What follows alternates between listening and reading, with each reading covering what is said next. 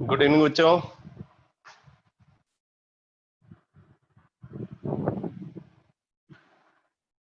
Board पे जो कुछ भी लिखा हुआ है वैसे समझ में नहीं आएगा, बट जो लिखा हुआ है वो दिख रहा है आपको?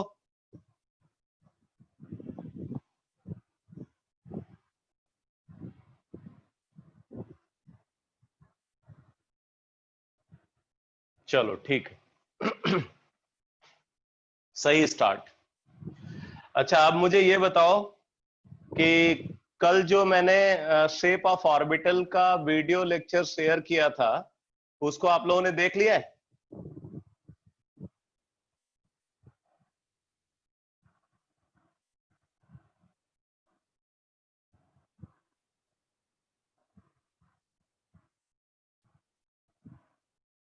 ठीक है, अगर किसी ने नहीं देखा है बेटा तो मैं आपको बता दूं, आपको उसको कंप्लीट कर लेना है। अब आज मैं नया चैप्टर स्टार्ट कर रहा हूं, तो इस चैप्टर से उस कॉन्सेप्ट का वैसे कोई कनेक्शन नहीं है, बट एटॉमिक स्ट्रक्चर को कंप्लीट करने के लिए आपको शेप ऑफ ऑर्बिटल का पूरा अच्छे से पता होना चाहिए। ठीक है, तो शेप ऑफ ऑर्बिटल में जो कॉन्सेप्ट मैंने बताया उसको समझने में कोई दिक्कत तो नहीं हुई कहीं?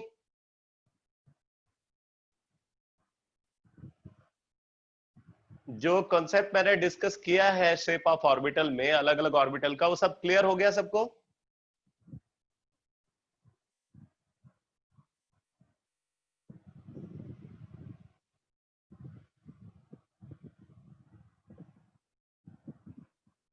ठीक है बेटा, ठीक।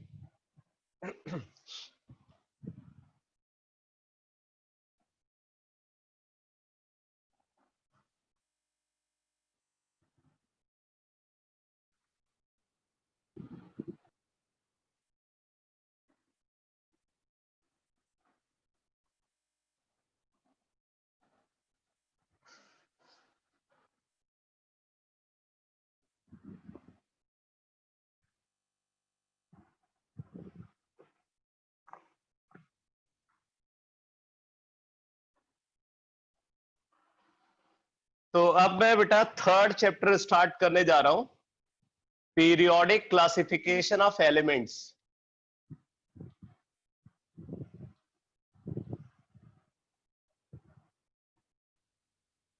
नोडल प्लेन वाले में थोड़ी कंफ्यूजन है, क्या कंफ्यूजन है बता सकते हो?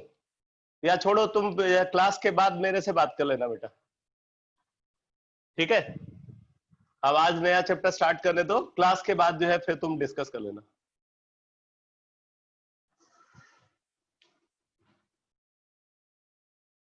Periodic classification of elements.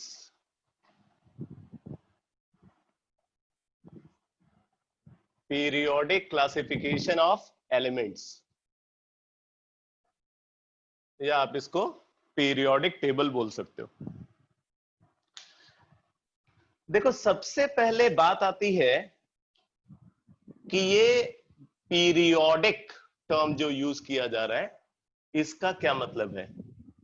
ठीक है, तो सबसे पहले मैं डिफाइन करने जा रहा हूं पीरियोडिसिटी को। पीरियोडिसिटी क्या होती है, इस डिफिनीशन से स्टार्ट कर रहे हैं। पहले आप डिफिनीशन इसकी लिख लो, पीरियोडिसिटी की डिफिनीशन लिख लो। लिखो, recurrence of event, recurrence of event after certain regular interval, recurrence of event after certain regular interval is called periodicity.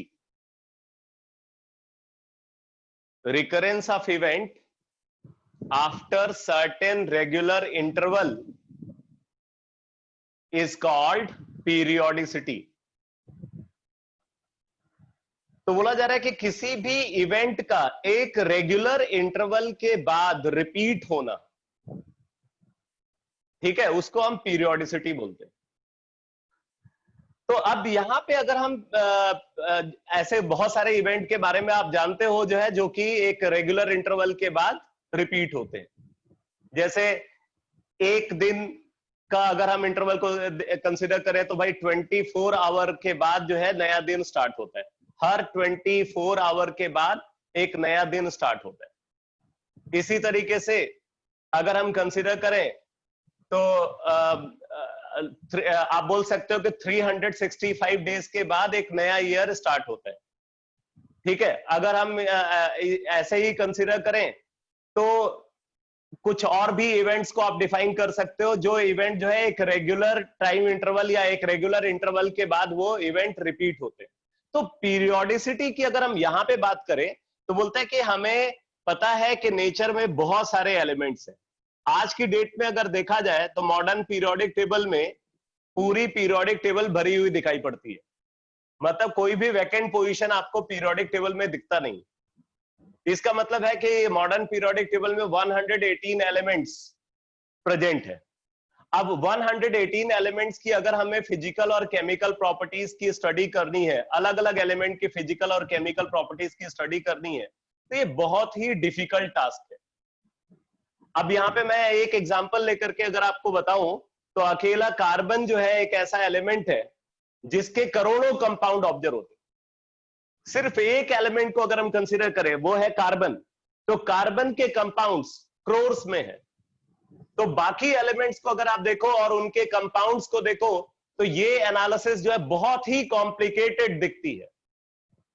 तो इसलिए लोगों को ये लगा कि अगर हम इतने सारे एलिमेंट्स को अगर हम एक पर्टिकुलर इनका अलग अलग ग्रुप बना लें और हर ग्रुप का एक ग्रुप मॉनिटर को डिफाइन करते हुए उस ग्रुप मॉनिटर की कैरेक्टरिस्टिक को हम डिफाइन कर लें, तो हम उसके बेसिस बोल सकते हैं कि बाकी जो उस ग्रुप के फॉलोअर्स हैं वो ग्रुप के फॉलोअर्स भी उसी कैरेक्टरिस्टिक को एक्वायर कर रहे होंगे जो कैरेक्टरिस्टिक ग्रुप मॉनिटर के अंदर है। इस तरीके से ये पूरी स्टडी जो 118 एलिमेंट्स की अगर हमें अलग अलग करनी है, उस स्टडी को हम 18 एलिमेंट्स की स्टडी के थ्रू मैनेज कर सकते हैं। क्योंकि हमें पता है कि मॉडर्न पीरियोडिक टेबल में टोटल 18 ग्रुप्स हैं, तो हर ग्रुप का एक मॉनिटर है। तो उस ग्रुप मॉनिटर की प्रॉपर्टी को डिफाइन करते हुए हम पूरे पीरियोडिक टेबल की स्टडी सिर्फ 18 एलिमेंट की स्टडी के बेसिस पे कर सकते हैं।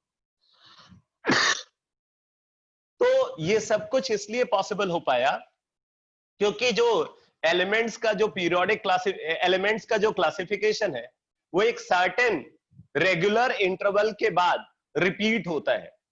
ठीक है, इसीलिए ये ग्रुप्स हम डिफाइन कर पाए, इसीलिए हम पीरियड्स का क्लासिफिकेशन कर पाए। तो वो सारा डिस्कशन अभी आगे आना है।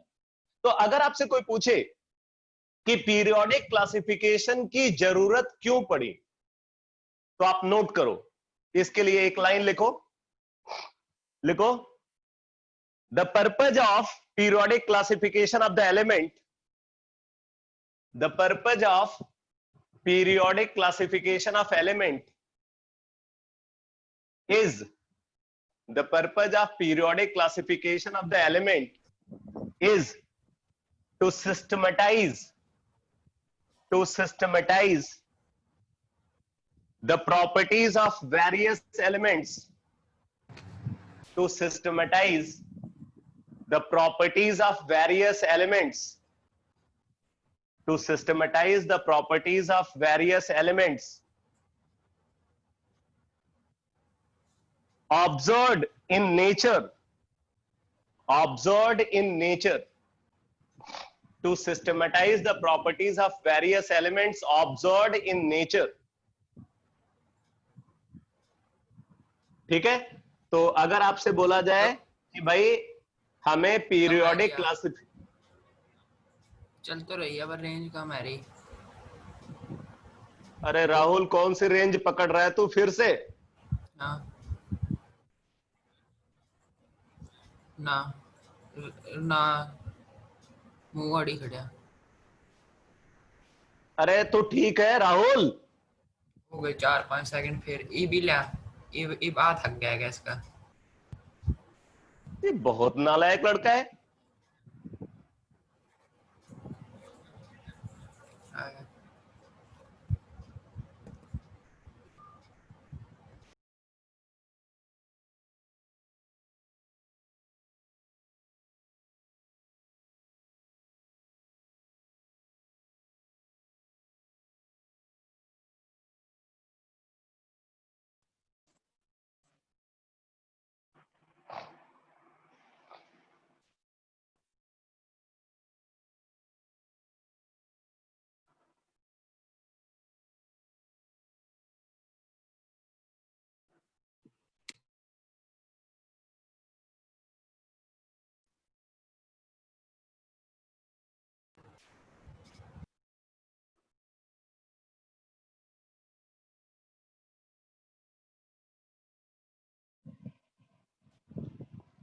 राहुल जरा माइक को अनम्यूट कर बेटा आप।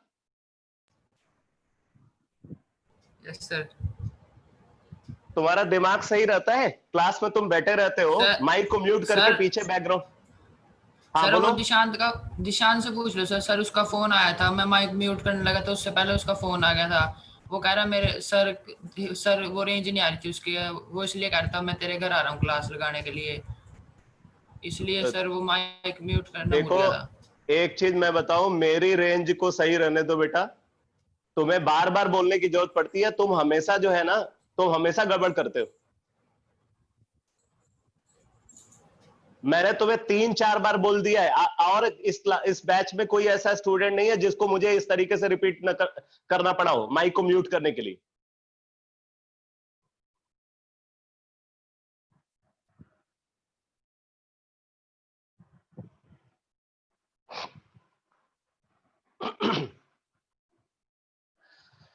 तो बोला गया कि ये पीरियोडिक क्लासिफिकेशन से हमें क्या एडवांटेज मिलता है, तो बोल रहा है कि पीरियोडिक क्लासिफिकेशन से हमें एडवांटेज ये मिलता है कि हम एलिमेंट्स की जो प्रॉपर्टीज है उनको हम सिस्टमैटिक तरीके से स्टडी कर पाते हैं अगर हम पीरियोडिक क्लासिफिकेशन को करते हैं। ठीक है, तो एलिमेंट्स की फिजिकल और केमिकल प्रॉपर्टीज की स्टडी को सिस्टमैटिक बनाने के लिए हमें पीरियोडिक क्लासिफिकेशन की जरूरत पड़ी।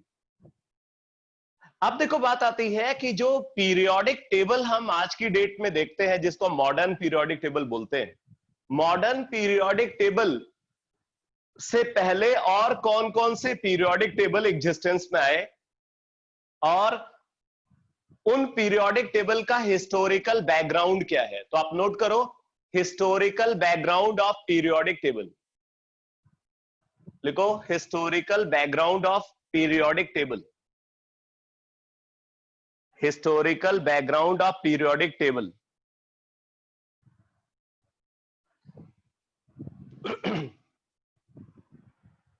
तो देखो जो पीरियोडिक टेबल हम कंसीडर करते हैं उसमें फर्स्ट रिकॉग्नाइज्ड पीरियोडिक टेबल जो एग्जिस्टेंस में आया उसको बोलते हैं Dobereiner's law of triads, Dobereiner's law of triads.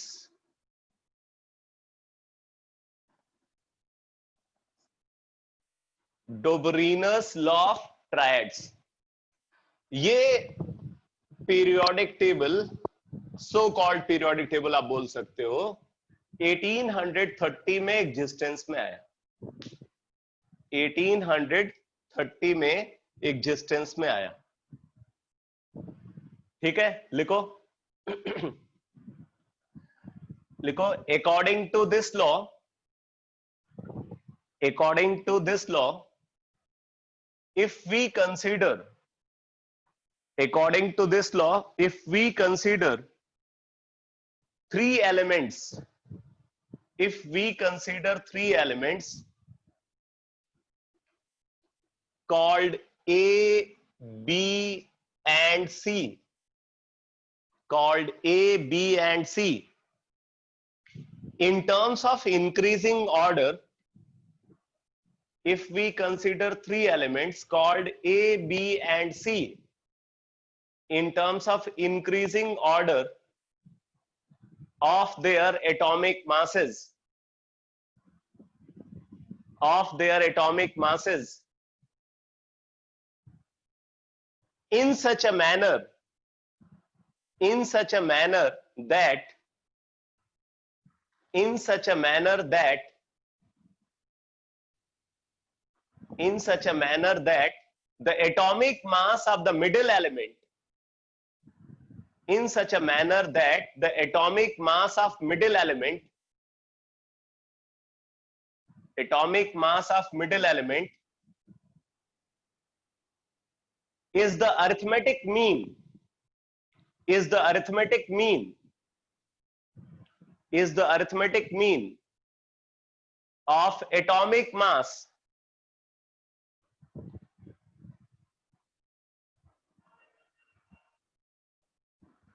चलो मैं रिपीट कर रहा हूं, According to this law, if we consider three elements called A, B, and C, if we consider three elements called A, B, and C, in terms of increasing order of their atomic masses, in terms of increasing order of their atomic masses, in such a manner that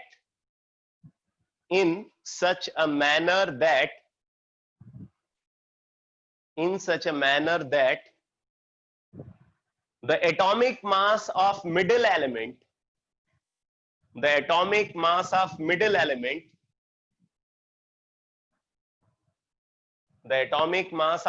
element is the arithmetic mean, of the atomic mass of other two elements, arithmetic mean of atomic mass of other two elements, then these three elements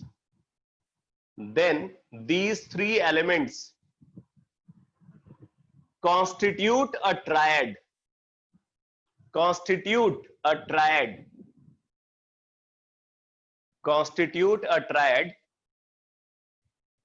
and possess similarity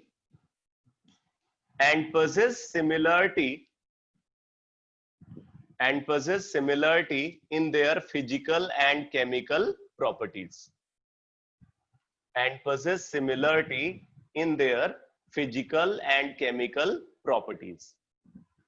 ठीक है। तो डोबरीनर ने ये बोला कि अगर हम तीन एलिमेंट को कंसिडर करते हैं, एलिमेंट ए, एलिमेंट बी, एलिमेंट सी, इनके एटॉमिक मास ए बी और ए सी है, यहां पे ये बोला जा रहा है कि हमें इन तीनों elements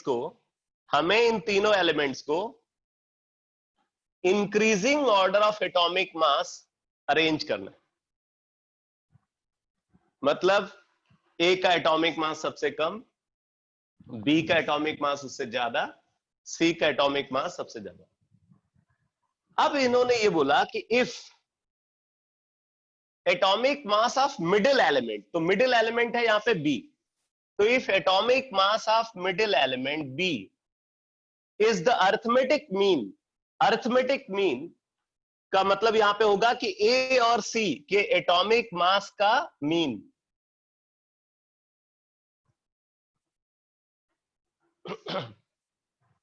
If atomic mass of middle element is equal to mean of atomic mass of other two elements, then these three elements constitute a triad. तब ये तीन एलिमेंट क्या बनाएंगे? एक ट्रायड बनाएंगे, ये एक ट्रायड कॉन्स्टिट्यूट करेंगे। और अगर ये एलिमेंट्स ट्रायड कॉन्स्टिट्यूट करते हैं तो फिर क्या होगा? फिर इन्होंने बोला कि अगर ये तीन एलिमेंट ट्रायड कॉन्स्टिट्यूट करते हैं तो इनके फिजिकल और केमिकल प्रॉपर्टीज में सिमिलरिटी देखने को मिलेगी। ये तीनों एलिमेंट के फिजिकल और केमिकल प्रॉपर्टीज में सिमिलरिटी देखने को मिलेगी। यही है डोबरीनर्स लॉ ऑफ ट्रायड, ठीक है। और इस तरीके से इन्होंने कुछ ट्रायड्स डिफाइन भी किए, तो आप नोट कर लो। फॉर एग्जाम्पल मैं कुछ ट्रायड्स बता रहा हूं जो डोबरीनर ने डिफाइन किए। ये पूछा भी जाता है, खैर अगर ऐसा क्वेश्चन पूछा जाएगा मतलब बहुत घटिया क्वेश्चन पूछा जा रहा है पीरियोडिक टेबल में, बट फिर भी ये पूछा गया है कॉम्पिटिटिव एग्जाम में। तो for example lithium, sodium and potassium, ये एक ट्रायड कॉन्स्टिट्यूट करते हैं। Lithium, sodium and potassium. अब जरा देखो ये ट्रायड कैसे कॉन्स्टिट्यूट करते हैं। लिथियम का एटॉमिक मास अप्रोक्सीमेटली 7, सोडियम का एटॉमिक मास अप्रोक्सीमेटली 23 और पोटेशियम का एटॉमिक मास अप्रोक्सीमेटली 39 है। तो आप देखो 39 + 7/2 39 + 7/2 इज 23। ठीक है, तो इसलिए लिथियम, सोडियम, पोटेशियम ये एक ट्रायड का फॉर्मेशन करेंगे। इसी तरीके से एक ट्रायड इन्होंने डिफाइन किया calcium, strontium and barium. Calcium, strontium and barium ये भी एक ट्रायड कॉन्स्टिट्यूट करते हैं। और ऐसे ही एक ट्रायड इन्होंने बोला क्लोरीन, ब्रोमीन और आयोडीन। क्लोरीन, ब्रोमीन और आयोडीन ये भी एक ट्रायड कॉन्स्टिट्यूट करते हैं। और आपको पता है कि ये जो 3 एलिमेंट्स हैं ये मॉडर्न पीरियोडिक टेबल में एक ही ग्रुप को बिलोंग करते हैं, इनको हैलोजेंस बोला जाता है। तो इनकी केमिकल प्रॉपर्टी और फिजिकल प्रॉपर्टी में आपको सिमिलरिटी दिखेगी। ये जो 3 एलिमेंट्स हैं ये भी मॉडर्न पीरियोडिक टेबल में एक ही ग्रुप को बिलोंग करते हैं, जिसको हम एल्कलाइन अर्थ मेटल ग्रुप बोलते हैं, सेकेंड ग्रुप को बिलोंग करते हैं। ये इनकी भी फिजिकल और केमिकल प्रॉपर्टी में सिमिलरिटी होती है। और ये जो 3 एलिमेंट देख रहे हो ये भी मॉडर्न पीरियोडिक टेबल में एक ही ग्रुप को बिलोंग करते हैं, जिनको एल्कैली मेटल्स बोला जाता है। तो इनकी भी फिजिकल और केमिकल प्रॉपर्टीज में सिमिलरिटी ऑब्जर्व होती है। ठीक है, तो ये है डोबरिनस लॉ ऑफ ट्रायड। लेकिन बाद में ये देखा गया कि कई सारे ऐसे एलिमेंट्स मिले जो इस रूल को तो फॉलो कर रहे थे, मतलब इस कंडीशन को तो सेटिस्फाई कर रहे थे, बट उनकी फिजिकल और केमिकल प्रॉपर्टी में सिमिलरिटी देखने को नहीं मिलती। ठीक है, और कुछ ऐसे भी एलिमेंट्स को देखा गया जिनकी फिजिकल और केमिकल प्रॉपर्टी में सिमिलरिटी थी, बट वो इस रूल को फॉलो नहीं कर रहे थे। ठीक है, दोनों टाइप के कॉन्ट्रडिक्शन देखने को मिले। वो 3 एलिमेंट का सेट भी मिला जो इस रूल को सेटिस्फाई कर रहे थे, बट उनकी फिजिकल और केमिकल प्रॉपर्टी में कोई सिमिलरिटी नहीं थी। तो दूसरी तरफ ऐसा भी एग्जांपल देखने को मिला जहां पे 3 एलिमेंट की फिजिकल और केमिकल प्रॉपर्टी में सिमिलरिटी तो थी, बट वो इस रूल को सेटिस्फाई नहीं कर रहे थे। इसलिए बोला गया कि एक अनसक्सेसफुल अटेम्प्ट रहा पीरियोडिक टेबल को डिफाइन करने के लिए। ठीक है, तो ये पूरी बात समझ में आ गई बेटा? डोबरिनस लॉ ऑफ ट्रायड की एक एक बात समझ में आ गई?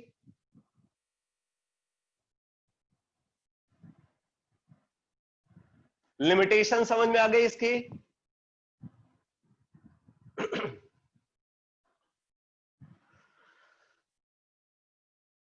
अब बात आती है इसके बाद जो सेकेंड पीरियोडिक टेबल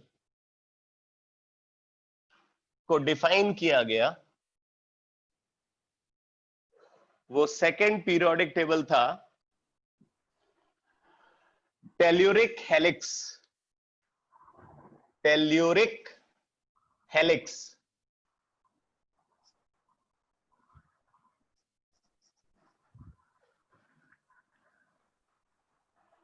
ये पीरियोडिक टेबल अपने रिप्रेजेंटेशन को लेकर के बहुत ही यूनिक पीरियोडिक टेबल है। यहां पे रिप्रेजेंटेशन बड़ा यूनिक है। मैंने कुछ बुक्स के कवर पेज पे, ठीक है, कुछ बुक्स हैं जिनके कवर पेज पे वो पीरियोडिक टेबल का रिप्रेजेंटेशन देखा है, जो रिप्रेजेंटेशन इस पीरियोडिक टेबल में देखने को मिलता है। ठीक है, तो अब जरा देखो टेल्यूरिक हेलिक्स को कैसे डिफाइन किया गया। तो ये पीरियोडिक टेबल एग्जिस्टेंस में आया इन 1862। 1862 में ये पीरियोडिक टेबल एग्जिस्टेंस में आया। और इस पीरियोडिक टेबल को इंट्रोड्यूस किया, आप नोट कर लो, लिखो telluric helix was introduced by telluric helix was introduced by French chemist। इनका नाम बड़ा यूनिक है और काम तो उससे भी ज्यादा यूनिक। French chemist AEVD चैंकोटोइस।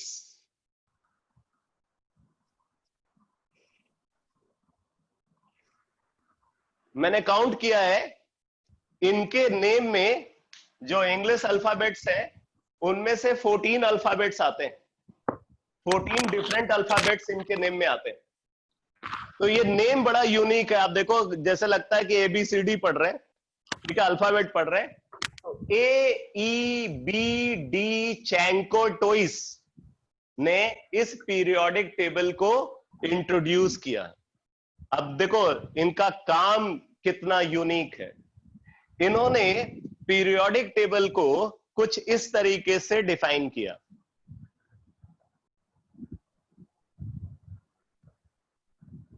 इन्होंने बोला कि अगर हम एक सिलेंडर को कंसिडर करें, ठीक है, अगर हम एक सिलेंडर को कंसिडर करते हैं, पूरा सिलेंडर नहीं बनाना है, सिर्फ उसका एक क्रॉस सेक्शन, ठीक है, उसका हाफ पार्ट को आपको बनाना है।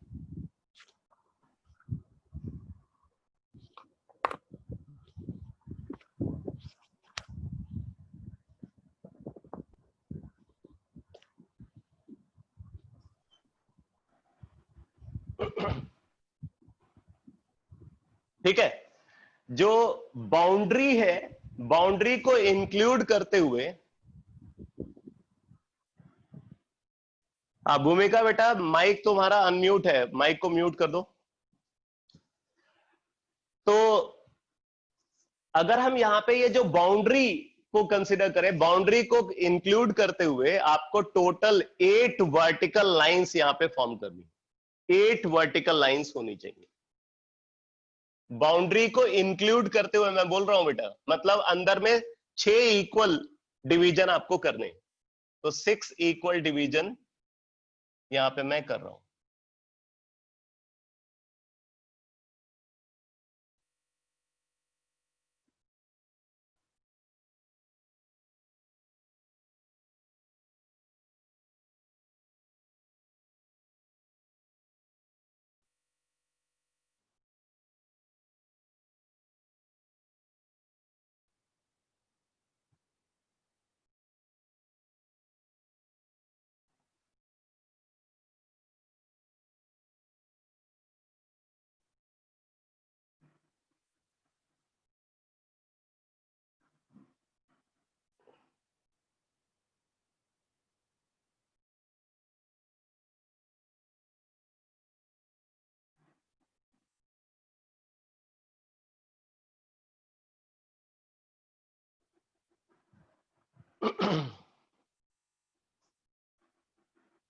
ठीक है, मैंने बोला है कि बाउंड्री लाइंस को कंसीडर करते हुए, जो बाउंड्री लाइन है इसको इंक्लूड करते हुए टोटल आपको 8 वर्टिकल लाइंस यहां पे फॉर्म करनी है। अब देखो इन्होंने बोला कि अगर हम इस सिलेंडरिकल सरफेस पे हेलिकल पाथ को फॉलो करते हैं, तो जरा समझना पहले हेलिकल पाथ क्या होता है। तो अगर हम यहां पे हेलिकल पाथ को फॉलो करते हैं, हेलिकल पाथ का मतलब जैसे मान लो हमने यहां से मूव करना स्टार्ट किया,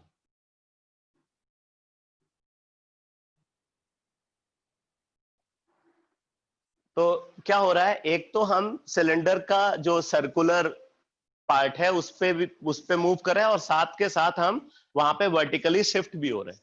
ठीक है, अब यहां से ये एक क्रॉस सेक्शन है, एक हाफ है, तो यहां से मूव करते हम यहां पहुंच गए, फिर वापस घूम करके हम यहां आ जाएंगे इस पॉइंट पे, फिर इसी तरीके से फर्दर मूव कर रहे हैं, फिर यहां से दूसरे हाफ के थ्रू घूम करके यहां आ जाएंगे, ऐसे ही इधर।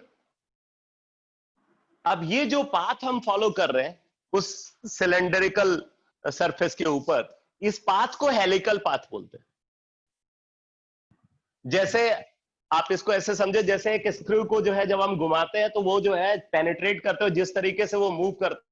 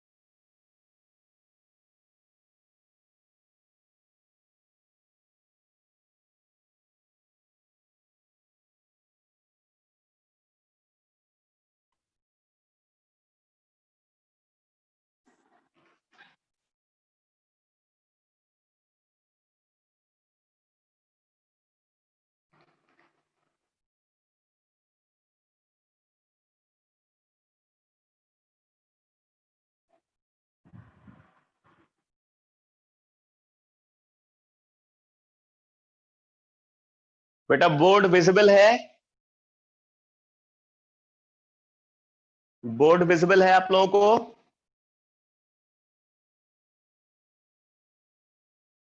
ठीक है। तो अब हम जो इस पाथ को कंसिडर कर रहे हैं इसी को हम बोलते हैं हेलिकल पाथ।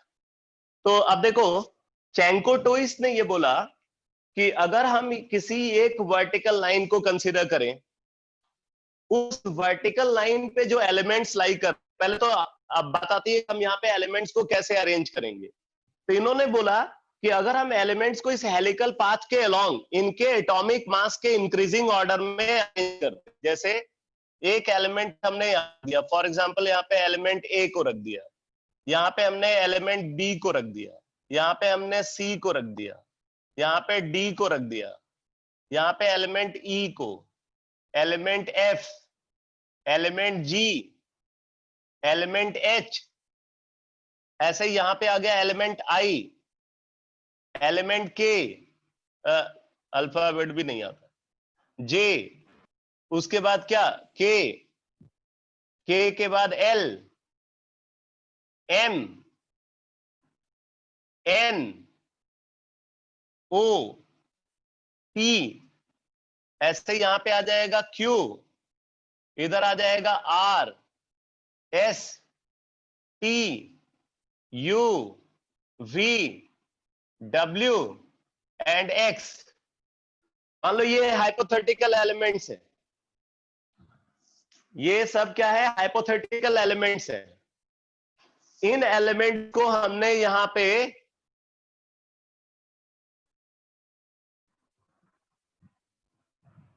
बोर्ड क्लियर नहीं है, रुक जाओ रुक जाओ।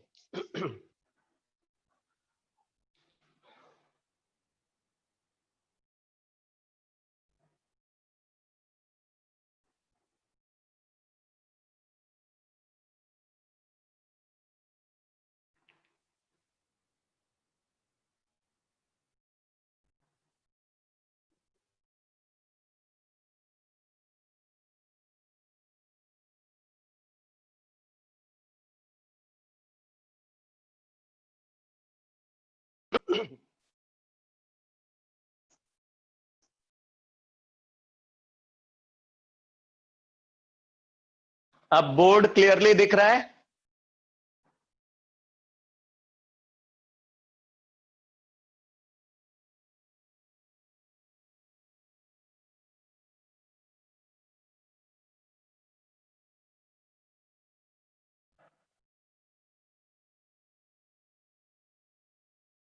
अच्छा, पहले से भी खराब है।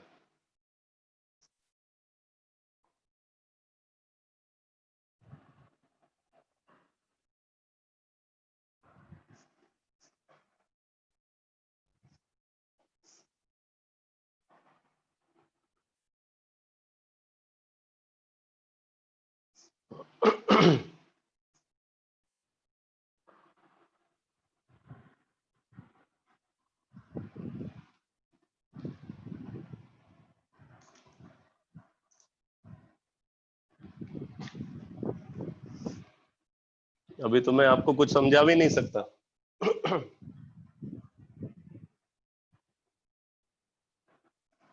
आप इसको बना लो हेलिकल पाथ, बाकी सारी चीजें तो आपने बनाई हुई हैं। आपको करना क्या है, यहाँ पे जो अल्फाबेट्स हैं वो alphabets A B C D, उसी तरीके से ये जितने भी, ये देखो हेलिकल पाथ वर्टिकल लाइन को जहां जहां पे कट कर रहा है वो इंटरसेक्शन पॉइंट पे आपको क्या करना है, इन अल्फाबेट्स को आपको लिखते जाना है। ठीक है, इस तरीके से जरा सारे अल्फाबेट नोट कर लो, फिर मैं अभी कॉन्सेप्ट बताता हूं क्या है जो इन्होंने रिप्रेजेंटेशन बताया था। अब वाई जेड के लिए आपको फिर से इसी हेलिकल पाथ को फिर से कंसीडर करना होगा।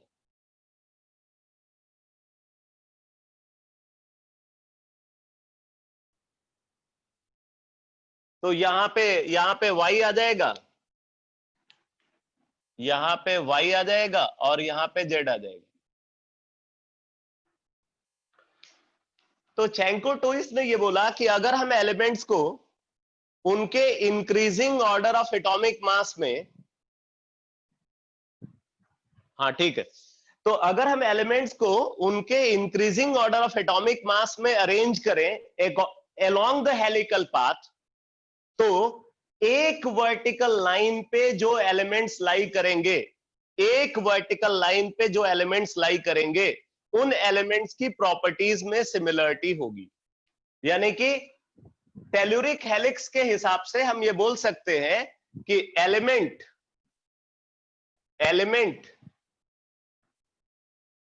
ए I Q Y possess similarity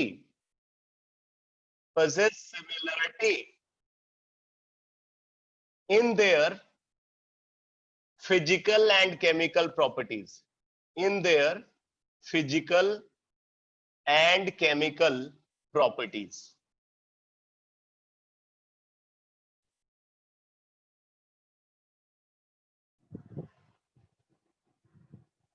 इसी तरीके से आप बोल सकते हो element B J R Z possess similarity in their physical and chemical properties.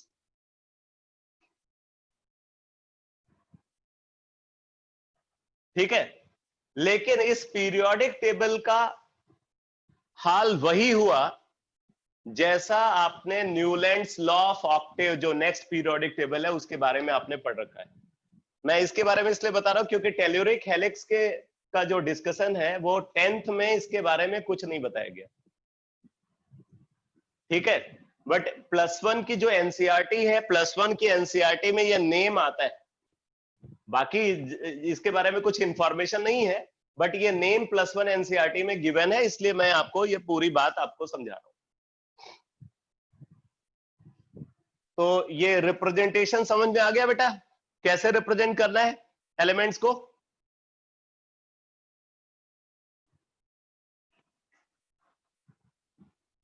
ठीक है, एलिमेंट्स को अरेंज करना है in terms of increasing order of their atomic mass along the helical path, और फिर ये देखना है कि सेम वर्टिकल लाइन के ऊपर जो एलिमेंट्स आएंगे उनकी फिजिकल और केमिकल प्रॉपर्टीज में सिमिलरिटी हो। अब आप नोट करो next periodic table, Newlands law of Octave, Newlands law of Octave, Newlands law of Octave.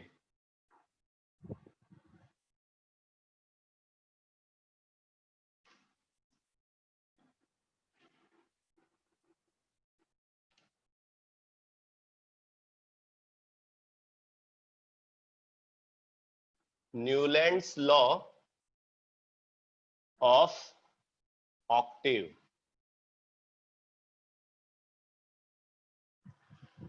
(1865) में ये पीरियोडिक टेबल एग्जिस्टेंस में आया। एक ब्रिटिश केमिस्ट थे, ठीक है, न्यूलैंड, इन्होंने इस पीरियोडिक टेबल को इंट्रोड्यूस किया। न्यूलैंड ने ये बोला कि अगर हम एलिमेंट्स को उनके increasing order of atomic mass में अरेंज करें वैसे ही जैसे कि म्यूजिकल नोट्स को अरेंज करते हैं, ठीक है, तो उनकी प्रॉपर्टीज में सिमिलरिटी देखने को मिलेगी। तो आप एक बार जरा इस लॉ का स्टेटमेंट लिखो। According to this law,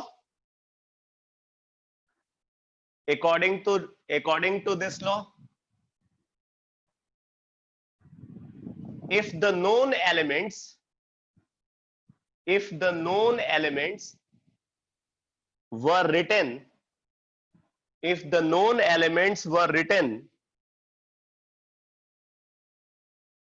in ascending order of their atomic masses, in ascending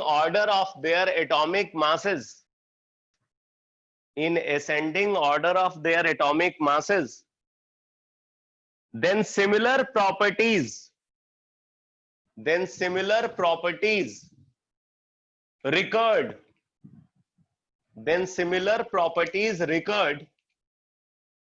after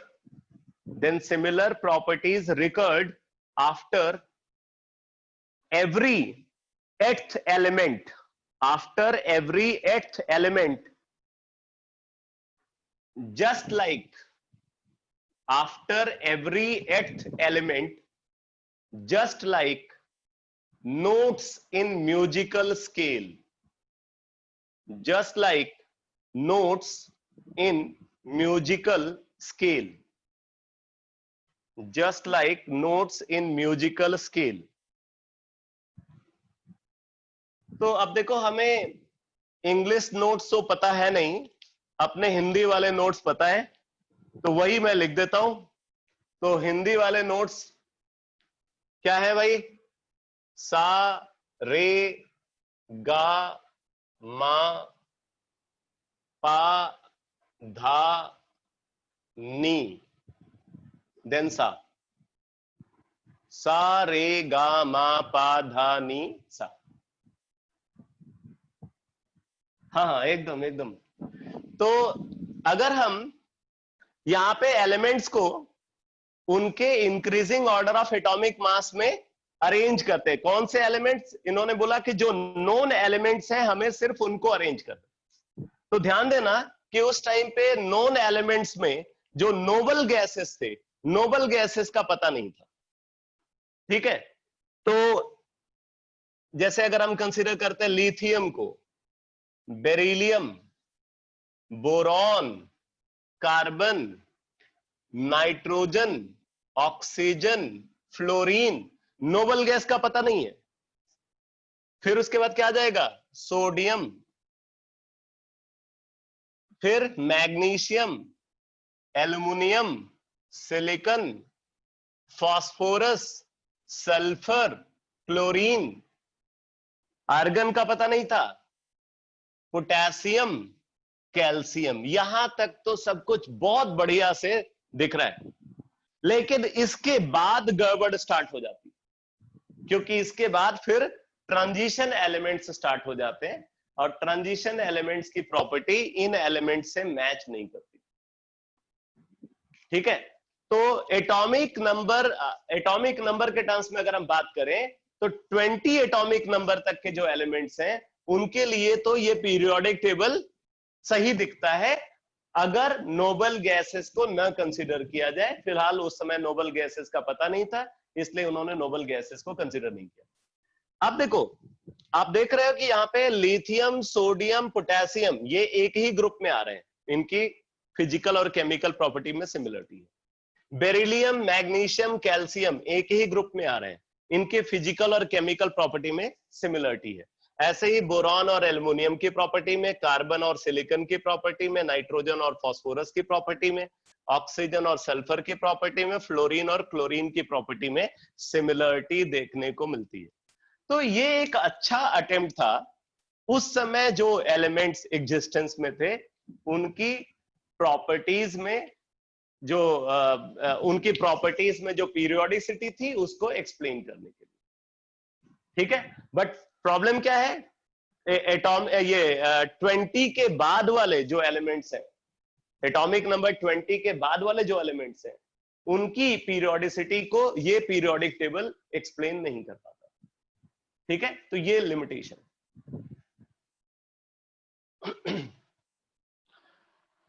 अब इसके बाद नेक्स्ट पीरियोडिक टेबल जो कंसीडर किया गया वो एक्सपेरिमेंटल डेटा पे बेस्ड था। अगला पीरियोडिक टेबल जो मैं कंसीडर कर रहा हूं वो एक्सपेरिमेंटल डेटा पे बेस्ड पीरियोडिक टेबल था, जिसको हम बोलते हैं Lothar Meyer atomic volume curve. Lothar Meyer atomic volume curve.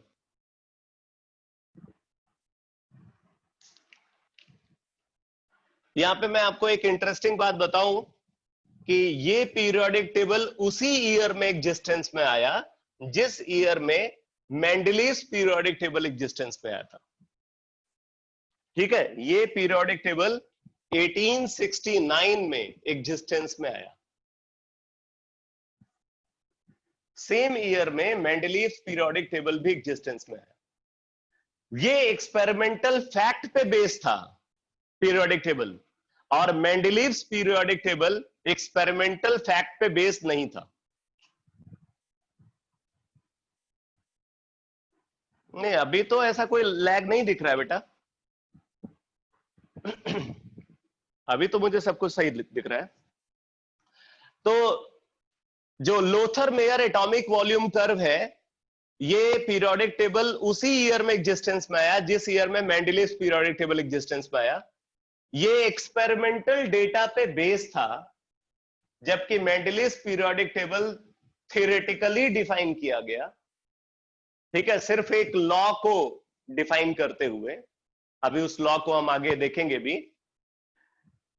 लेकिन मेंडलीव्स पीरियोडिक टेबल में कुछ ऐसी भी बात थी जो इस पीरियोडिक टेबल में नहीं थी। जैसे मेंडलीव्स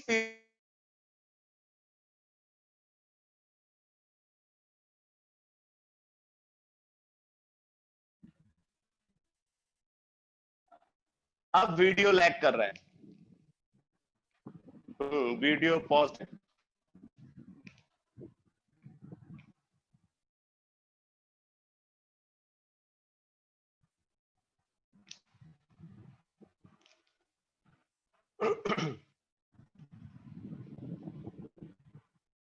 अच्छा, ऑडियो सही है क्या?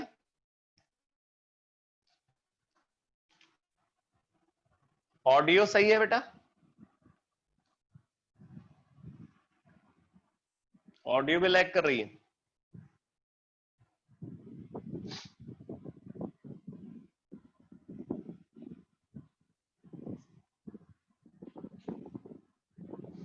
हम्म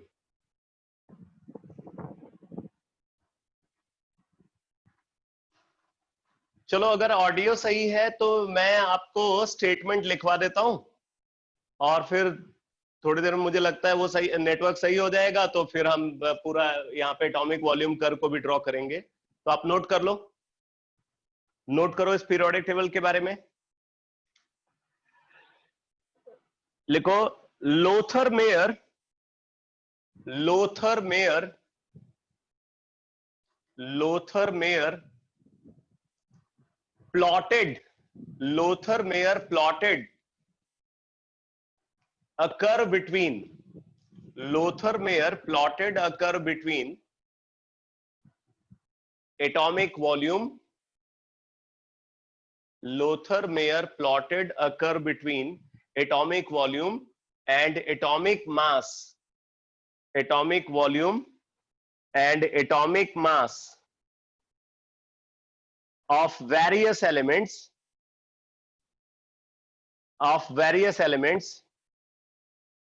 and observed that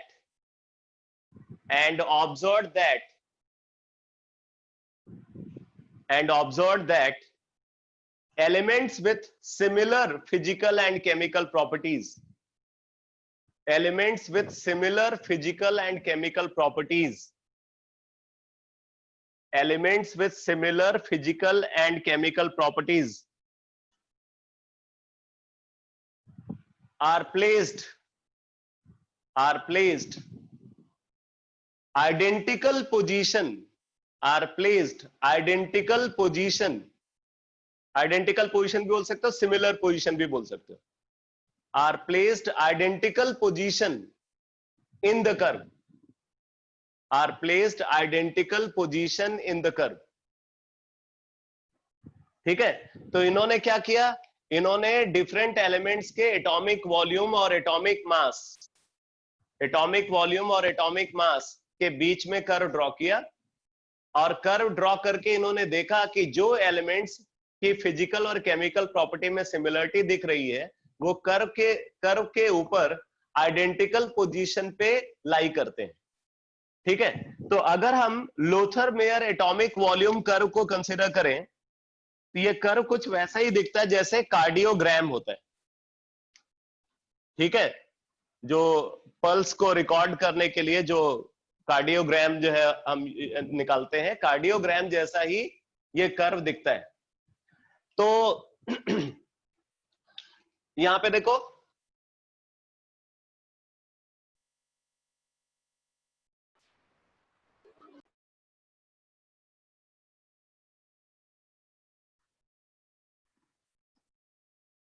इस एक्सिस पे एटॉमिक वॉल्यूम को कंसीडर किया और इस एक्सिस पे एटॉमिक मास को।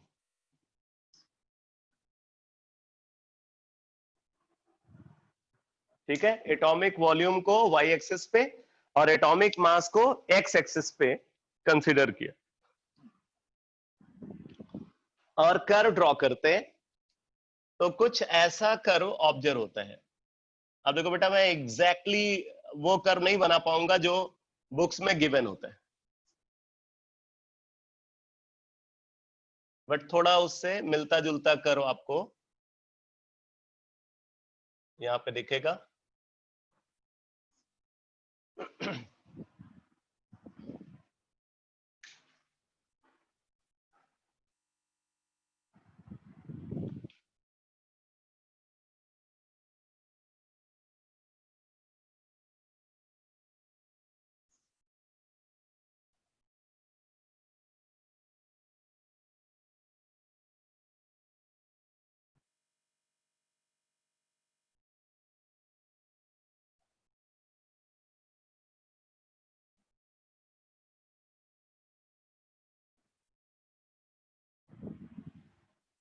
कुछ ऐसा कर्व ऑब्जर्व होता है।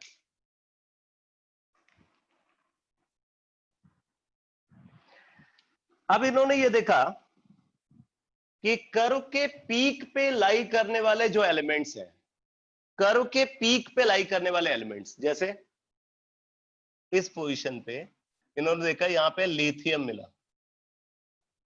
यहां मिला सोडियम, यहां मिला पोटेशियम, यहां मिला रुबीडियम और इसी तरीके से ये इधर मिला सीजियम।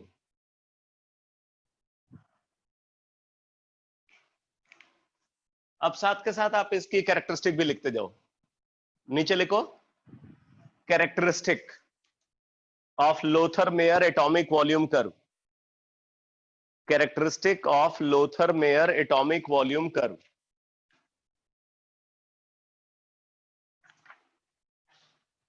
इसमें फर्स्ट पॉइंट लिखो,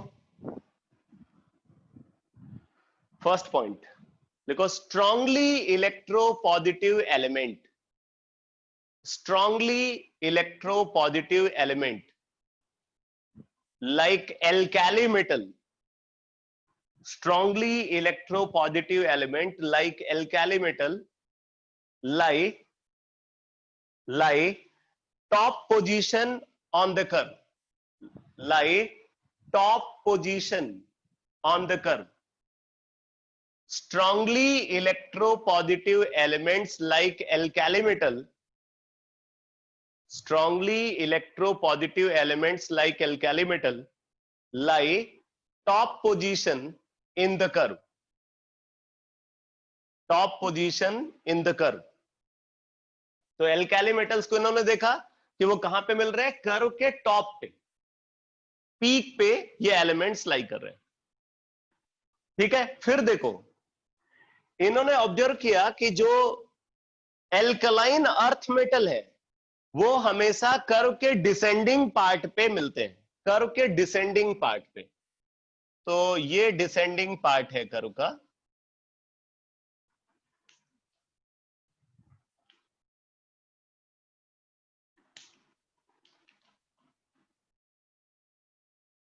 तो यहां पे मिला बेरिलियम, उसी तरीके से यहां मिला मैग्नीशियम, ऐसे ही यहां पे मिला कैल्शियम, यहां पे मिला स्ट्रांसियम और similarly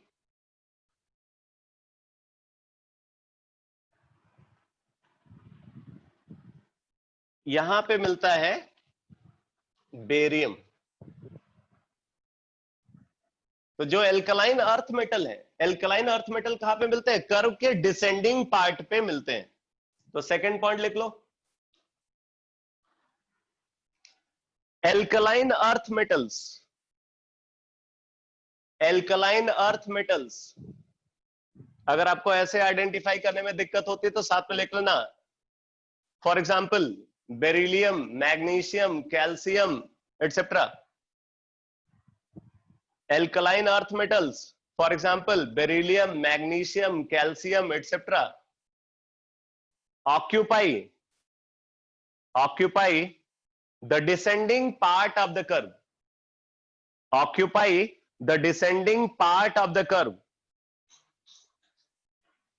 Occupy the descending part of the curve. ठीक है, नेक्स्ट पॉइंट लिखो. नेक्स्ट पॉइंट लिखो, halogens. Halogens like fluorine, chlorine, bromine, iodine. Halogens like fluorine, chlorine, bromine, iodine occupy minima of the ascending part. Occupy minima of the ascending part of the curve. Occupy minima of the ascending part of the curve. तो curve का जो ascending part है उसके minima पे लाई करते हैं. ठीक है, तो यहां पे आप इसको ऐसे समझ सकते हो, जैसे यहां पे आपको मिलेगा, ये असेंडिंग पार्ट है. ठीक है, तो यहां पे आपको मिलेगा फ्लोरीन, इधर आपको मिलेगा फ्लोरीन, यहां पे आपको मिलेगा क्लोरीन. जो कर्व का एसेंडिंग पार्ट है, जहां से कर्व ऊपर की तरफ जा रहा है, उसके मिनिमा पे क्लोरीन. यहां पे आपको मिलेगा ब्रोमीन, और ऐसे ही यहां पे आपको मिलेगा iodine.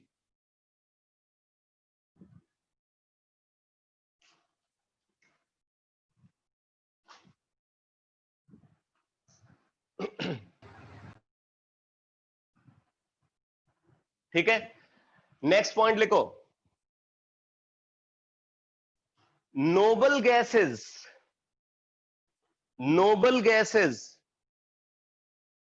also called inert gases. Noble gases also called inert gases occupy the ascending part of the curve. Occupy the ascending part of the curve. तो अगर हम नोबल गैसेस को कंसीडर करें, जैसे यहां पे है नियॉन, ठीक है, यहां पे मिलता है आर्गन, इधर मिलता है क्रिप्टन, यहां पे आपको मिलेगा जेनॉन, ऐसे आगे मिलेगा रेडॉन. तो जो नोबल गैसेस हैं, अगर नोबल गैसेस को कंसीडर किया जाए तो आपको नोबल गैसेस हमेशा कर्व के एसेंडिंग पार्ट पे मिलेंगे. इस तरीके से कुछ ग्रुप के एलिमेंट को इन्होंने क्लियरली डिफाइन किया, जिनको हम मॉडर्न पीरियोडिक टेबल में भी कंसीडर करते हैं. ठीक है, तो ये लोथर-मेयर एटॉमिक वॉल्यूम कर्व की कैरेक्टरिस्टिक है. बट इस कर्व के बेसिस पे हम सारे एलिमेंट्स की, जो सारे अलग अलग ग्रुप के एलिमेंट्स हैं, उनकी पीरियोडिसिटी को एक्सप्लेन नहीं कर पाते, तो जो कि इसकी लिमिटेशन है. ठीक है बेटा, तो ये समझ में आ गया. लोथर-मेयर एटॉमिक वॉल्यूम कर्व का रिप्रेजेंटेशन समझ में आ गया. किस बेसिस पे हम क्लासिफिकेशन कर रहे हैं वो क्लियर हुआ.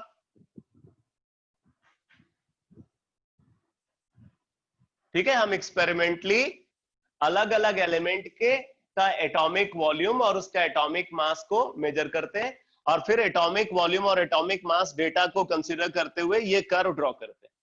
और कर्व ड्रॉ करके हम ये ऑब्जर्व करते हैं कि सिमिलर पोजीशन पे जो एलिमेंट्स आपको कर्व में मिल रहे हैं, वो एलिमेंट एक जैसी फिजिकल और केमिकल प्रॉपर्टी दिखाएंगे, मतलब वो एक ही ग्रुप के एलिमेंट होंगे. तो इस तरीके से मतलब एक सेट ऑफ एलिमेंट्स का हमने ग्रुप को डिफाइन किया। तो ये तो बात हो गई Lothar Meyer atomic volume curve की। अब इसके बाद हिस्टोरिकल बैकग्राउंड जो पीरियोडिक टेबल का है, उसमें जो सबसे इंपॉर्टेंट पीरियोडिक टेबल है हम उसको डिस्कस करने जा रहे हैं। लिखो, Mendeleev's periodic table. Mendeleev's periodic table.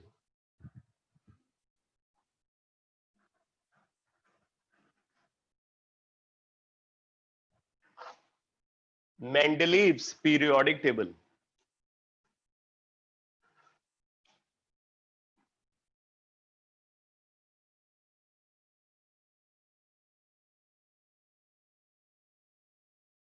Mendeleev's periodic table.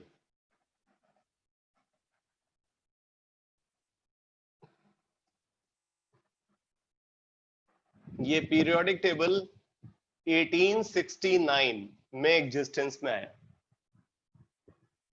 उसी ईयर में जिस ईयर में Lothar Meyer atomic volume curve को डिफाइन किया गया। ये किसी एक्सपेरिमेंटल डेटा पे बेस्ड पीरियोडिक टेबल नहीं था। इस पीरियोडिक टेबल को मेंडलीव ने अपने इंटेलिजेंस के बेसिस पे इंट्रोड्यूस किया। तो आप नोट कर लो, this periodic table is based upon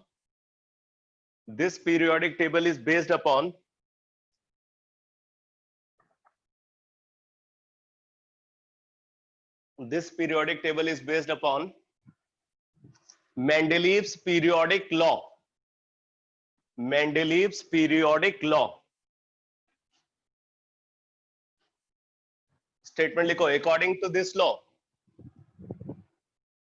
According to this law. लिखो, according to this law. Statement लिखो law का। Physical and chemical properties of various elements. Physical and chemical properties of various elements. Physical and chemical properties of various elements are periodic function of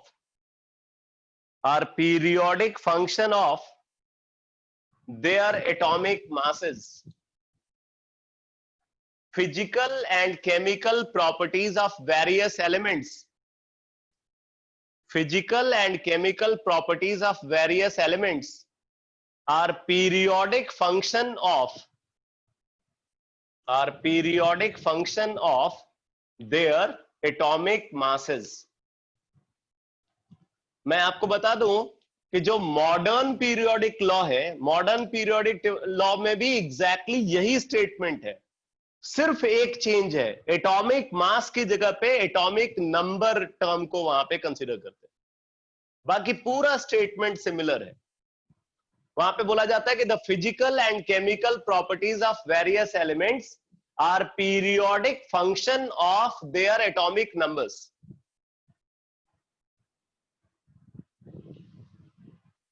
ठीक है, तो अब बात आती है कि मेंडलीव्स पीरियोडिक टेबल की क्या क्या कैरेक्टरिस्टिक है। तो लिखो, characteristic of Mendeleev's periodic table. Characteristic of Mendeleev's periodic table. लिखो, Mendeleev's periodic table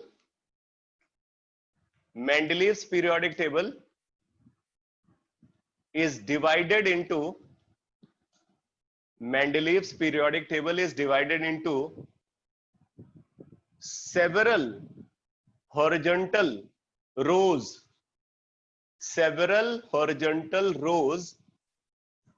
called periods. Several horizontal rows called periods. And several vertical columns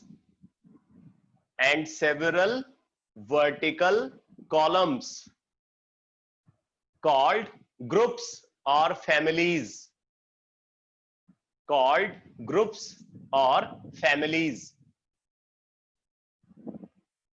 तो अगर मेंडलीव पीरियोडिक टेबल को कंसीडर करें तो मेंडलीव पीरियोडिक टेबल में कई सारे horizontal रोज होते हैं, उन हॉरिजॉन्टल रोज को क्या बोलते हैं? पीरियड्स बोलते हैं।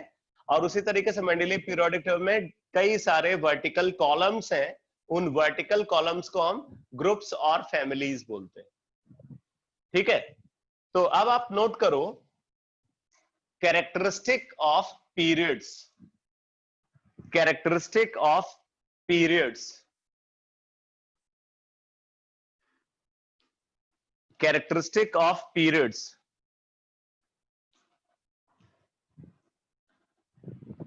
लिखो, फर्स्ट पॉइंट लिखो, in Mendeleev's periodic table, in Mendeleev's periodic table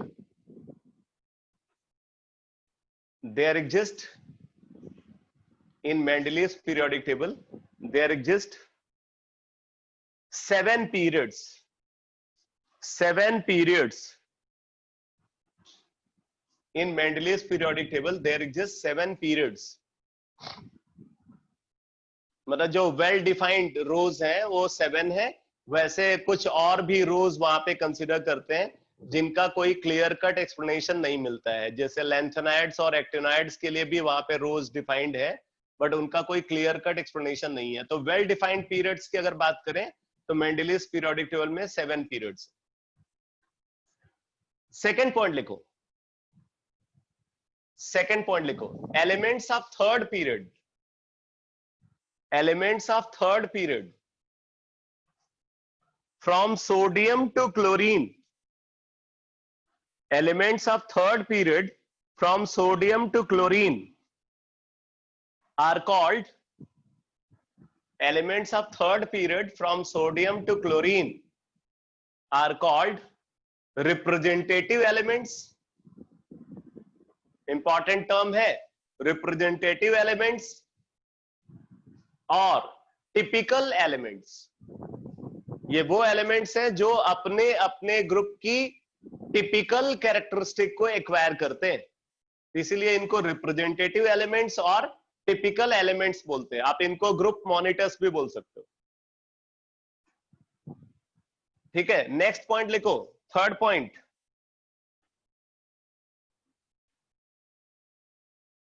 third point लिखो, lanthanoids and actinoids, lanthanoids and actinoids containing 14 elements each, lanthanoids and actinoids containing 14 elements each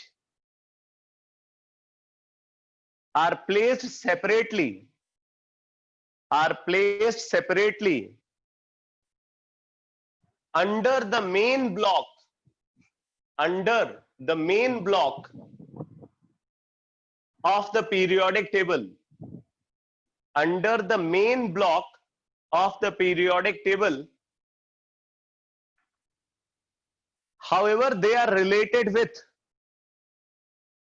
however they are related with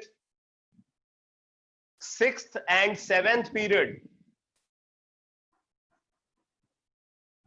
मैं फिर से repeat कर दे रहा हूं, lanthanoids and actinoids containing, lanthanoids and actinoids containing 14 elements each, lanthanoids and actinoids containing 14 elements each are placed separately, are placed separately under the main block of periodic table, under the main block of periodic table,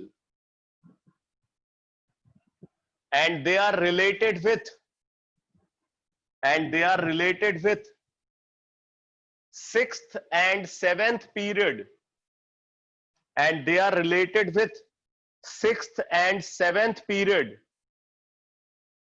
respectively, and they are related with 6th and 7th period respectively.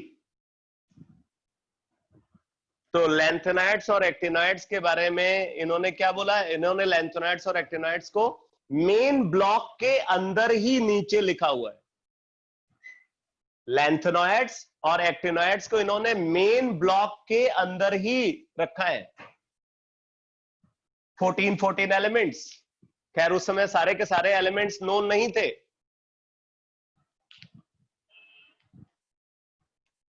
कोई बात नहीं, video lecture देख लेना बेटा। उदय, video lecture देख लेना, कोई बात नहीं।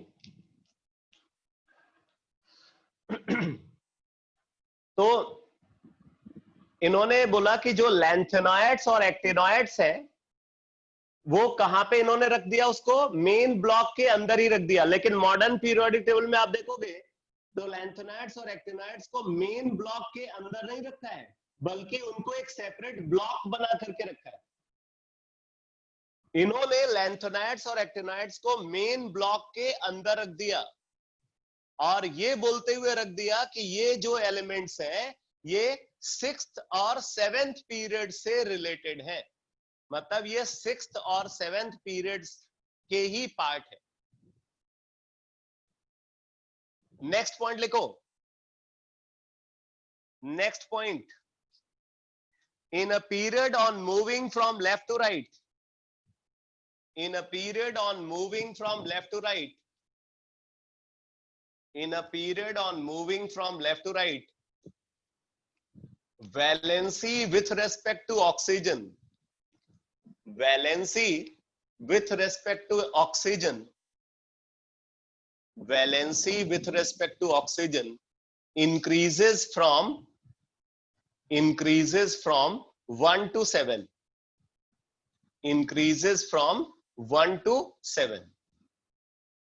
तो इन्होंने बोला कि अगर हम किसी पीरियड में, ठीक है, एक पीरियड में लेफ्ट टू राइट जाते हैं तो एलिमेंट्स जो उस पीरियड में आपको मिलेंगे उन एलिमेंट्स की वैलेंसी ऑक्सीजन के रेस्पेक्ट में अगर कंसीडर किया जाए तो उनकी वैलेंसी इंक्रीज करेगी फ्रॉम 1 to 7। अब मैं आपको एग्जांपल बताता हूं। जैसे जब कभी मुझे किसी पीरियड की कैरेक्टरिस्टिक दिखानी होगी तो हमेशा मैं रिप्रेजेंटेटिव एलिमेंट्स को ही यूज करूंगा। मैं मतलब आप, ठीक है, आपको हमेशा रिप्रेजेंटेटिव एलिमेंट्स को कंसीडर करना है। तो representative elements third period element को बोलते हैं, सोडियम टू क्लोरीन। तो अब देखो, sodium, magnesium, aluminium, silicon, phosphorus, sulphur, chlorine. Sodium, magnesium, aluminium, silicon, phosphorus, sulphur and chlorine. अब देखो बेटा, सोडियम का ऑक्साइड है Na2O, सोडियम का ऑक्साइड है Na2O, मैग्नीशियम का ऑक्साइड है MgO, एल्युमिनियम का ऑक्साइड है Al2O3, सिलिकॉन का ऑक्साइड है SiO2, फास्फोरस का ऑक्साइड है P2O5, सल्फर का ऑक्साइड है SO3 और क्लोरीन का ऑक्साइड है Cl2O7। वैसे इनमें से कुछ एलिमेंट्स ऐसे भी हैं जिनके और भी ऑक्साइड्स ऑब्जर्व होते हैं, बट ये इनके स्टेबल ऑक्साइड्स हैं जिनको मैंने यहाँ पे, जिनका स्ट्रक्चर को कंसीडर किया। तो Na2O, MgO, Al2O3, SiO2, P2O5, SO3, Cl2O7। अब देखो बेटा, आपको ये पता है कि ऑक्सीजन एक बाईवैलेंट एलिमेंट है। ऑक्सीजन की वैलेंसी क्या होती है? ऑक्सीजन की वैलेंसी होती है 2। Oxygen is bivalent. तो अगर ऑक्सीजन बाईवैलेंट है तो जरा ध्यान देना, इस ऑक्सीजन के साथ यहां पे 2 सोडियम कनेक्टेड है, मतलब इन 2 सोडियम की जो टोटल वैलेंसी होगी वो 2 होगी। अगर ऑक्सीजन की वैलेंसी 2 है तो उसके साथ जो 2 इलेक्ट्रोपॉजिटिव एलिमेंट जुड़े हुए हैं उनकी टोटल वैलेंसी 2 होनी चाहिए। तो 2 सोडियम की टोटल वैलेंसी 2 है तो एक सोडियम की वैलेंसी क्या होगी? 1 होनी चाहिए। ठीक है, तो अगर हम यहां पे वैलेंसी को कंसीडर करें तो सोडियम की वैलेंसी 1 होनी चाहिए। मैं एक बार फिर से रिपीट कर रहा हूं, कुछ स्टूडेंट को तो आसानी से समझ में आ गया जिन्होंने फर्स्ट चैप्टर पढ़ा हुआ है, बट जिन्होंने फर्स्ट चैप्टर नहीं पढ़ा हुआ है उनको दिक्कत हो सकती है। तो जरा समझना बेटा, ऑक्सीजन की वैलेंसी 2 होती है, ये आप सभी को पता होना चाहिए। ऑक्सीजन जो है ये बाईवैलेंट एलिमेंट है। वैलेंसी इसकी 2 होती है। तो अगर ऑक्सीजन की वैलेंसी 2 है तो उसके साथ जो एलिमेंट जुड़ा हुआ है उसकी टोटल वैलेंसी भी 2 होनी चाहिए। तो यहाँ पे 2 सोडियम ऑक्सीजन के साथ कंबाइन कर रहे हैं, तो उन 2 सोडियम की टोटल वैलेंसी 2 होनी चाहिए, तो एक सोडियम की वैलेंसी 1 होनी चाहिए, इसलिए सोडियम की वैलेंसी यहाँ पे 1 है। अब जरा यहां देखो,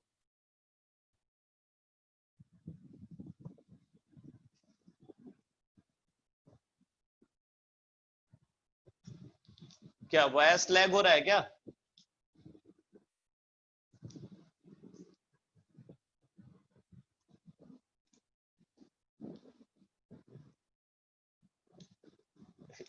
कई बार लैग दूसरी वजह से भी हो जाता है। कई बार कॉन्सेप्चुअल लैग भी हो जाता है बेटा। चलो कोई बात नहीं।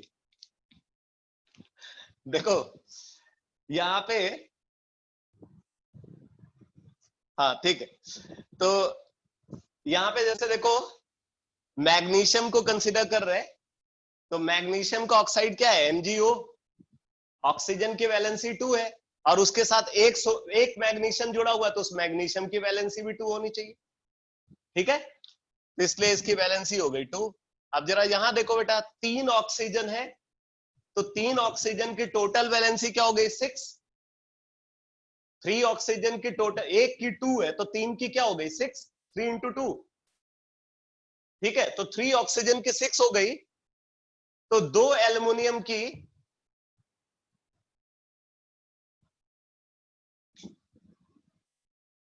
ये दिखा करके तूने टाइम खराब कर दिया। 3 ऑक्सीजन की वैलेंसी 6 है, ठीक है? तो 2 एल्युमिनियम की वैलेंसी भी क्या होगी? 6 होगी, तो एक एल्युमिनियम की वैलेंसी क्या हो गई? 3। ऐसे ही आप यहां पे देखो, 2 ऑक्सीजन की वैलेंसी 4 और उससे एक सिलिकॉन जुड़ा हुआ, तो सिलिकॉन की वैलेंसी 4। यहाँ पे 5 ऑक्सीजन की टोटल वैलेंसी 10 हो गई, 5 ऑक्सीजन की टोटल वैलेंसी 10 हो गई, तो 2 फास्फोरस की टोटल वैलेंसी 10 होनी चाहिए, तो एक फास्फोरस की 5। ऐसे ही यहाँ पे एक सल्फर की 6 और यहाँ पे एक क्लोरीन की 7। इस तरीके से अगर आप देखोगे तो इनकी वैलेंसी इंक्रीज करेगी from 1 to 7। Characteristic of periods में नेक्स्ट पॉइंट लिखो।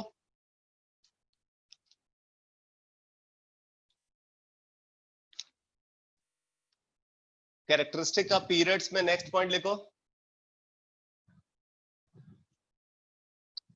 Elements of third period, elements of third period are also called bridging elements. Elements of third period are also called bridging elements because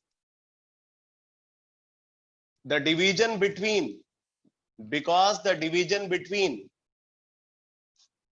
A and B subgroup, because the division between A and B subgroup starts from these elements,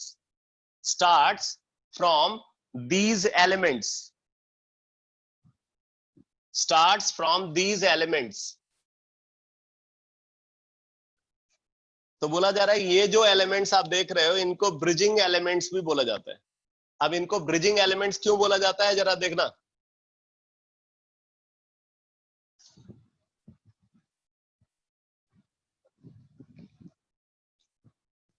note करो, elements of third period are also called bridging elements.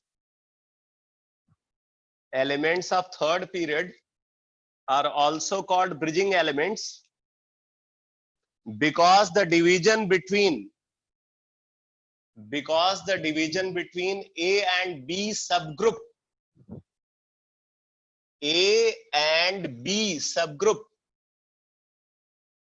starts from these elements.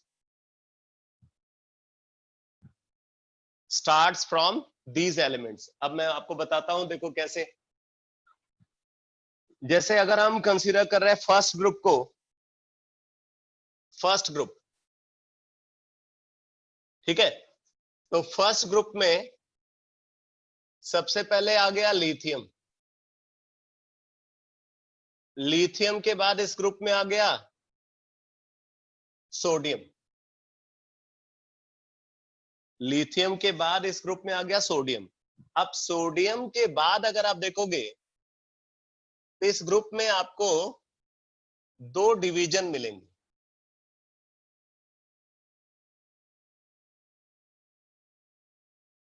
अब दो division क्या है, एक है first A और दूसरा है first B. First A and first B करके आपको डिवीजन मिलेगा।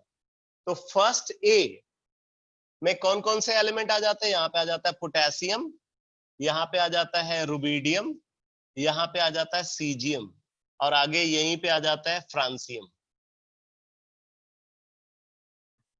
फर्स्ट ए में पोटेशियम, रुबीडियम, सीजियम, फ्रांसियम।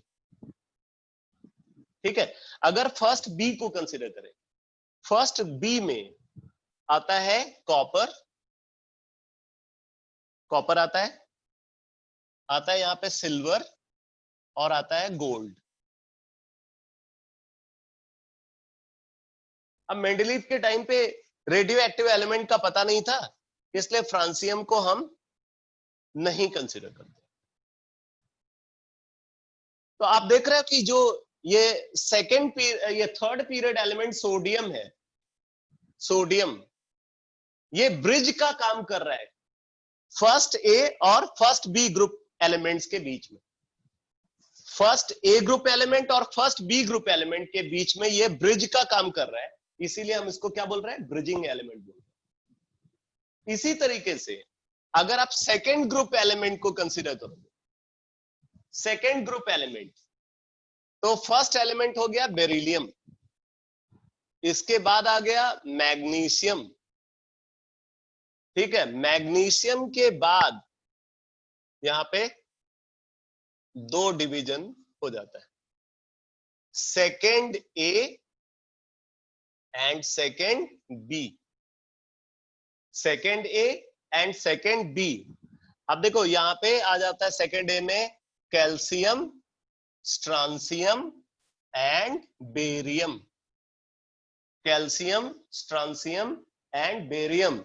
और सेकेंड बी में आ जाता है बेटा जिंक, कैडमियम एंड मर्करी।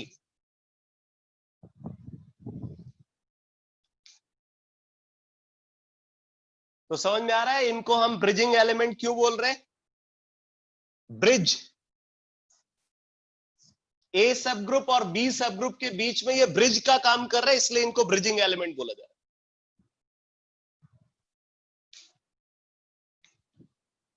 हो गया क्लियर?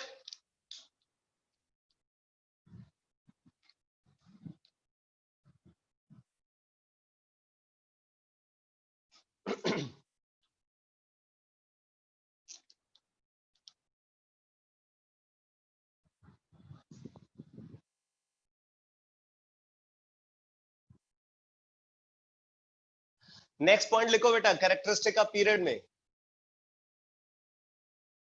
लिखो, in a period on moving from left to right, in a period on moving from left to right, atomic mass, atomic mass,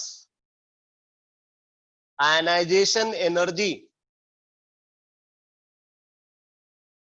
atomic mass, ionization energy, electronegativity, electronegativity, non-metallic character, non-metallic character, and oxidizing behavior, and oxidizing behavior of elements increases, and oxidizing behavior of elements increases. लिखो, whereas atomic size whereas atomic size, electropositivity,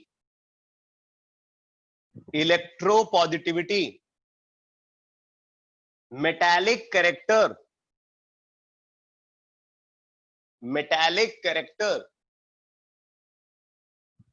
and reducing behavior,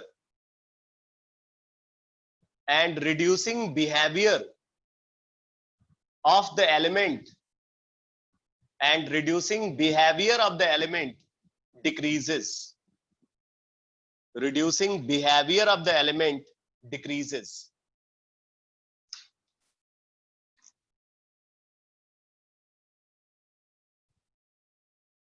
तो अब देखो क्या क्या क्या बोला गया है यहाँ पे। इन्होंने बोला कि अगर हम पीरियड में लेफ्ट टू राइट जाते हैं तो पीरियड में लेफ्ट टू राइट जाने पे बोल रहा है कि जो एटॉमिक साइज है, एटॉमिक साइज ये डिक्रीज करता है। यहाँ पे मैक्सिमम वैल्यू होगी और यहाँ पे मिनिमम वैल्यू होगी। एरो के हेड पे मैक्सिमम और टेल पे मिनिमम, तो एटॉमिक साइज डिक्रीजेस। ठीक है, इलेक्ट्रोपॉजिटिविटी डिक्रीजेस। ठीक है, metallic character decreases. Reducing behaviour या रिड्यूसिंग कैरेक्टर बोल सकते हो, रिड्यूसिंग कैरेक्टर डिक्रीजेस। ठीक है, अब देखो इंक्रीज क्या करता है, बोल रहे हैं non metallic character increases, oxidising character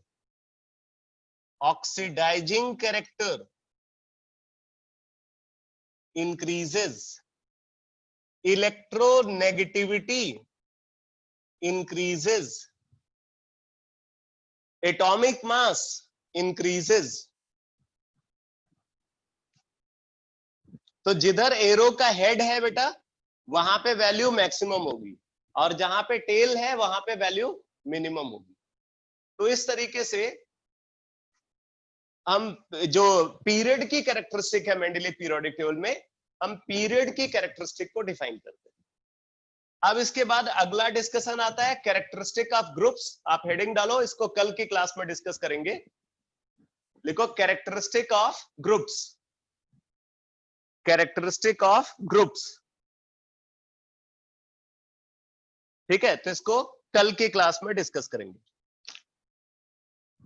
okay बेटा।